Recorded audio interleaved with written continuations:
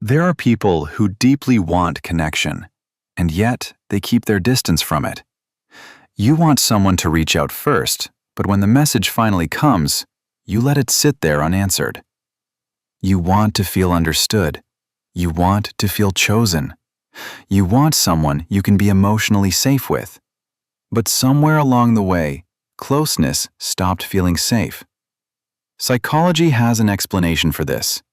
It happens when emotional closeness gets tied to disappointment, to being misunderstood, to feeling drained. For some people, the fear of being misunderstood runs deeper than the fear of being alone. You replay every conversation. You notice every shift in tone, every reply that took too long. And slowly, opening up starts to feel risky instead of comforting. So rather than risk being let down again, you stay distant, even while part of you is quietly aching for closeness. For others, it started early. You learned too soon that you had to handle everything by yourself. You stopped asking for help. You stopped expecting anyone to show up. And you talked yourself into believing that leaning on people only ends in disappointment. So now, even when you're falling apart, you say, "I'm fine," because needing someone feels unfamiliar. Some people pull away because they're done with connection that doesn't mean anything. Small talk wears you out. Forced energy exhausts you. You don't want attention from everyone. You want depth, honesty, a place where you feel safe. And because the real thing feels so rare, you'd rather be alone than sit in a room full of people who still leave you feeling lonely. There's something else psychology points to.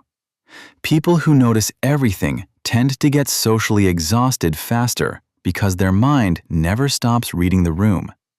You catch the change in someone's energy, the smile that isn't real, the pause that lasts a second too long. One uncomfortable moment can echo in your head for days. So eventually, avoiding people feels easier than overthinking every interaction. And yet, quietly, you still wish someone could understand you without you having to explain it all. You want someone to notice the silence, the distance, the tiredness you never put into words. But when no one notices, you start to believe that no one really cares. And that belief pushes you even further away. For a lot of people, this comes from somewhere painful. Many of the most guarded people were once wide open until they were betrayed, ignored, abandoned, dismissed, or hurt by the people they trusted most. After enough of that, the brain begins to link closeness with danger. So now you crave connection, but carefully. You want love, friendship, understanding, and at the same time, you're already bracing for the disappointment. That's why you sometimes pull back the moment something starts to feel real. Not because you don't care, but because part of you is already preparing to lose it before it's even yours.